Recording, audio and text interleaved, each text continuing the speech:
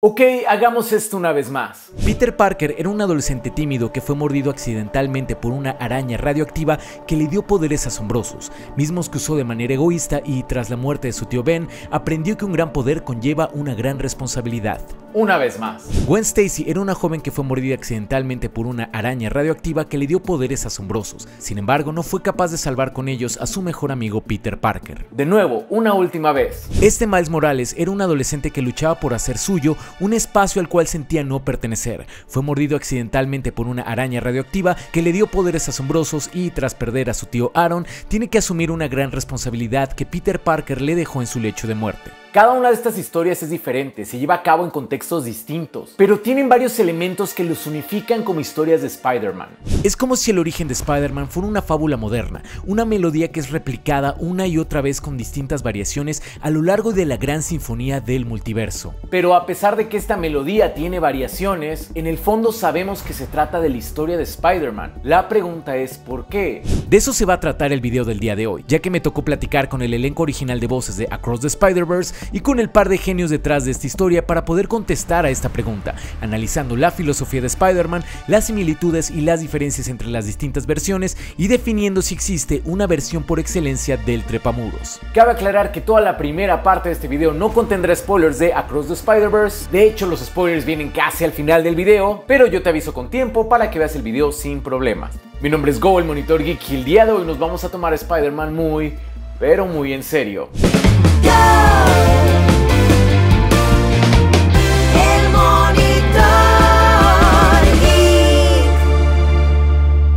Antes de comenzar de lleno con el tema, te quiero platicar que este video es patrocinado por World of Warships. World of Warships es un increíble juego de tipo shooter naval que está disponible para que lo descargues gratuitamente a tu PC. Aquí puedes conquistar los océanos a bordo de acorazados, destructores, portaaviones o cruceros, y si la batalla te llama a las profundidades, pues incluso puedes sumergirte con los submarinos. El juego cuenta con más de 40 mapas con climatología dinámica que acaban de ser actualizados con nuevos efectos de agua y texturas, además de que cada mes se publica contenido nuevo como barcos, naciones y experiencias. Por ejemplo, recientemente se añadieron 10 nuevos barcos de Sur y Centroamérica y actualmente cuentan con una colaboración con Popeye, además de que el juego también está disponible para consolas. Si estás interesado en descargar gratuitamente el juego, te dejo el link en la descripción del video. Y te tengo una gran noticia: si te registras en el juego a través de mi enlace y usas el código Popeye, vas a recibir un enorme pack de inicio en donde tendrás un increíble bono de registro y un barco de tu elección completamente gratis después de completar algunas batallas. Así que no lo pienses más. Es tu oportunidad para ser parte de la apasionada comunidad de World of Warships. Ahora sí, vamos de lleno con el tema.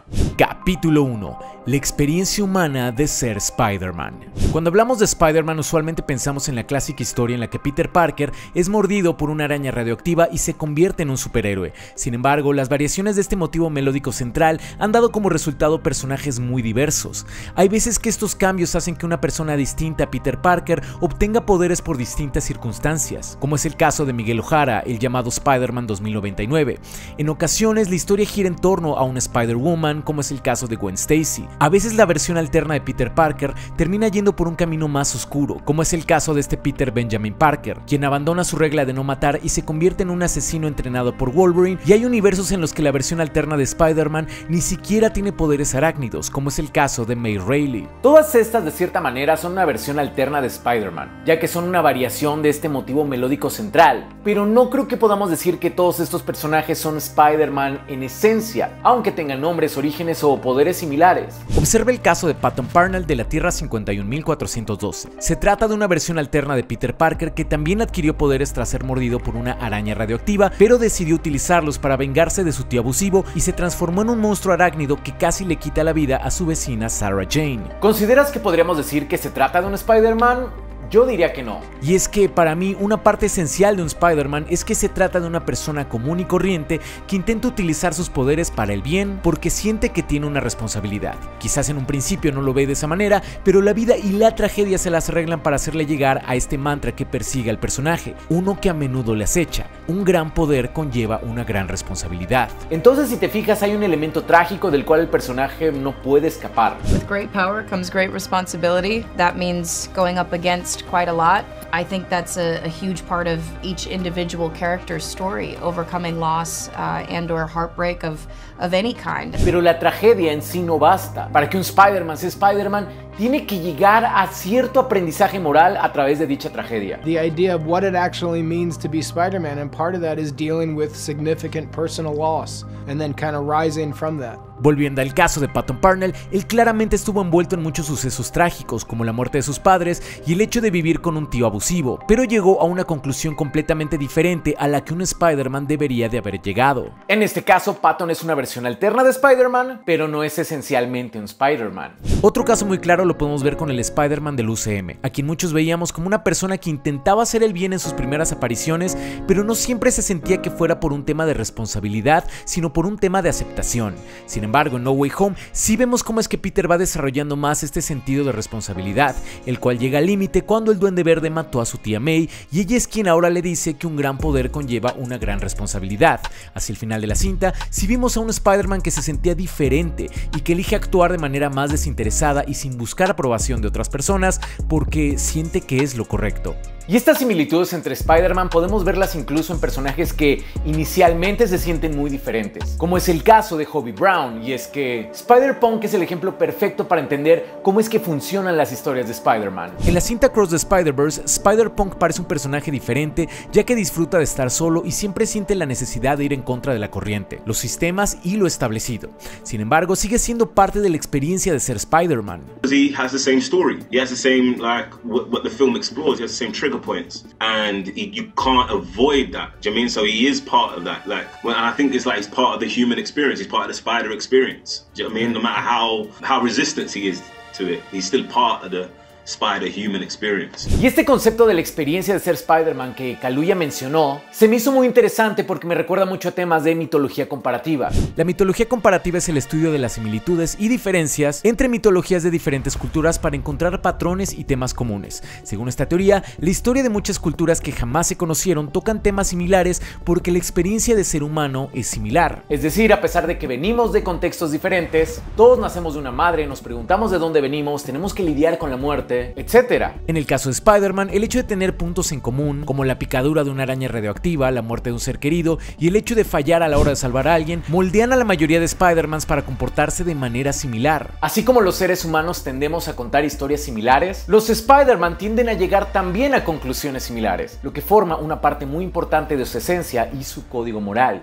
Stan Lee solía decir que escribió a Spider-Man como un personaje que tuviera problemas cotidianos, para que la audiencia pudiera identificarse con él. Sin embargo, creo que accidentalmente fue mucho más allá y escribió una historia que tiene una filosofía muy específica. Spidey es un tipo bastante normal que lucha por ser una persona decente en un mundo que constantemente está bajo amenaza. Él no es un gran sabio ni estudió en el Himalaya como Batman, pero sus tíos le inculcaron valores muy clásicos que él pone en uso. Peter hace lo posible por no lastimar a los demás, ni siquiera a los villanos, a quienes frecuentemente atrapa inofensivamente con sus redes. Él hace lo correcto a pesar de ganarse la fama de hacerlo todo mal y, sobre todo, él considera que lo que hace no es una cuestión de elección, sino de responsabilidad. Por mucho que lo intente, Peter no puede elegir no ser responsable. Eso no haría su vida más feliz, la haría más miserable. Y es que Spider-Man vive con la carga de ser una constante decepción hacia sí mismo.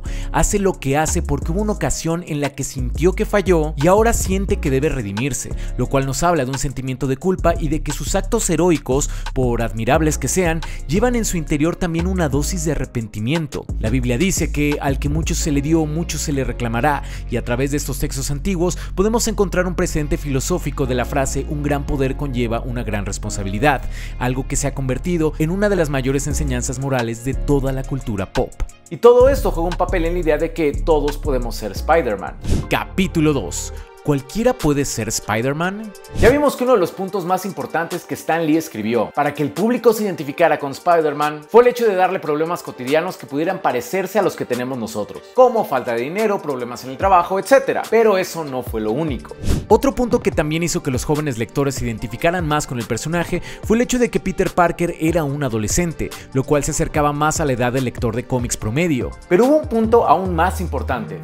¿Alguna vez te has preguntado por qué hay tanto chavito y no tan chavito que se disfraza de Spider-Man? O sea, ¿por qué de él y no de otros superhéroes tan populares como Batman? Una razón tiene que ver con la concepción del personaje. Well, I think the thing that was special about Spider-Man from the very beginning when Stan Lee and Steve Ditko created the character in the 60s was that unlike most superheroes of the time who were a god or an alien or a billionaire or some elite person, this was a random kid from a regular, normal neighborhood who didn't have any elite status and was bitten by accident and thrust into this role and had to choose to become a hero, and so that was a thing that I felt like anybody could relate to it. Entonces las historias de Spider-Man nos hacen soñar que este mismo suceso aleatorio que le dio sus poderes podría ocurrirnos también a nosotros. No solo eso, sino que nos gusta pensar que al tener estos poderes tomaríamos la misma decisión de Peter de usarlos en pos de la justicia, lo cual convierte la historia de Spider-Man en una muy atractiva y de carácter aspiracional. O sea, no solo soñamos con el poder, sino que a través de Spider-Man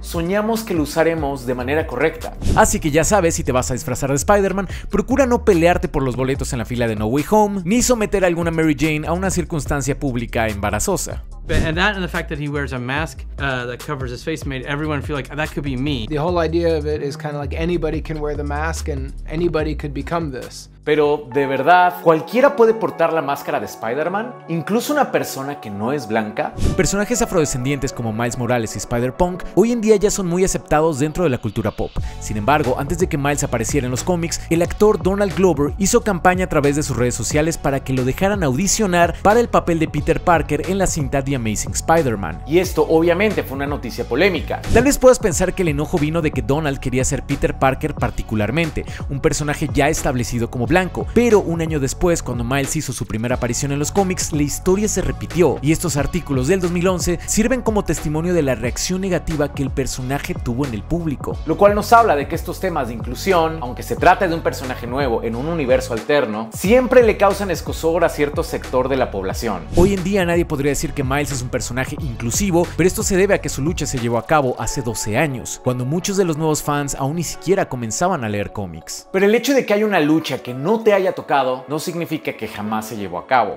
De hecho, el vínculo de Spider-Man con la cultura afroamericana se llevó a cabo mucho tiempo antes de la existencia de Miles Morales, ya que escritores como Walter Mosley dijeron haberse sentido muy identificados con la historia de Spider-Man, ya que sentía que retrataba algo más similar a la experiencia de ser un afrodescendiente en los Estados Unidos. Mosley incluso llegó a llamar a Spider-Man el primer superhéroe negro de la historia, ya que Peter vivía en una casa con un solo padre. De hecho, ni siquiera era su padre, era su tía. Tiene un gran poder, pero cada que lo usa la gente se vuelve en su contra. Es temido por la gente, perseguido por la policía, y el único trabajo que consigue es sacando fotos que serán usadas eventualmente en su contra. Esto es la percepción de un escritor, pero si te fijas, cuadra. De hecho, le pregunté a los productores de Across the Spider-Verse cuál versión de Spider-Man creen que es la más cercana al ideal del personaje, y esto fue lo que me contestaron. I think Miles is a great representation of Spider-Man in the modern era, where, you know, he feels like a citizen of the world. He's got all these different influences in his life and has a lot of burdens, but he still always keeps going and chooses to be Spider-Man. Y en un momento se me hizo una buena respuesta, pero creo que después de ver Across the Spider-Verse, creo que ahí fue cuando verdaderamente entendí su respuesta. Aquí comienzan los spoilers de la película. En Across the Spider-Verse mencionan que Miles Morales es una anomalía dentro de su propio universo y que él jamás debió obtener poderes. Y esto se me hace el mejor desarrollo de personaje que le pudieron dar a Miles. Déjate explico por qué. Recordemos que la historia de Peter Parker es una en donde un adolescente obtiene superpoderes y una gran responsabilidad por un capricho del destino. En esencia se nos dice que cualquiera puede ser Spider-Man, que es algo que nos puede pasar a todos. Pero con el tiempo esto fue perdiéndose un poco. Marvel comenzó a crear varios universos en donde las cosas sucedieron de manera diferente, pero casi siempre era Peter Parker o una versión alterna de él quien terminaba convirtiéndose en Spider-Man. Lo cual se acerca más al tipo de historias que tienen un elegido, en vez de que haya sido algo aleatorio, algo que a cualquiera le puede pasar. En este caso, Miles fue mordido por una araña radioactiva, perdió a su tío y aceptó una responsabilidad enorme a pesar de que él no estaba destinado a pasar por todo esto. Algo que me recordó un poco esta escena de Watchmen en donde Dr. Manhattan nos habla de los milagros termodinámicos, de convertir el oxígeno en oro. Y es que en un mundo en el que parece que Peter Parker es un producto de la cultura pop que está destinado a convertirse en Spider-Man, llega Miles Morales como anomalía y nos recuerda que no, que cualquiera puede ser Spider-Man, no solo Peter Parker, aunque no estén destinados a ello. Y eso se me hace muy Spider-Man de su parte. Y creo que estos elementos son los que hacen que Into the Spider-Verse y Across the Spider-Verse sean cintas tan memorables, que no son solo historias entretenidas y emotivas, sino que cada una de ellas nos habla acerca de la esencia del personaje y nos obliga a cuestionarnos si realmente lo conocemos tan bien como usualmente creemos. En Into the Spider-Verse, Miles y la audiencia tienen que descubrir qué significa ser Spider-Man a través de la interacción con varias versiones alternas del multiverso, en donde sí se llegó a la conclusión de que un gran poder conlleva una gran responsabilidad, pero a través de contextos completamente diferentes. En Across the Spider-Verse, por su parte, se nos reafirma la idea de que para ser Spider-Man lo importante no es el destino, sino tomar la decisión de hacer lo correcto porque sientes que es tu responsabilidad. De esta manera cualquiera puede ser Spider-Man si es que se decide hacer lo correcto en las circunstancias correctas. Muchas gracias a mis amigos de Sony y Atomo Network por permitirme llevar a cabo estas entrevistas que me ayudaron muchísimo con mis videoensayos. Si estás listo para tomarte Spider-Man muy en serio, te dejo con otros videoensayos que tengo al respecto. Eso es todo por hoy, yo soy Go y sigue viendo más allá de lo evidente.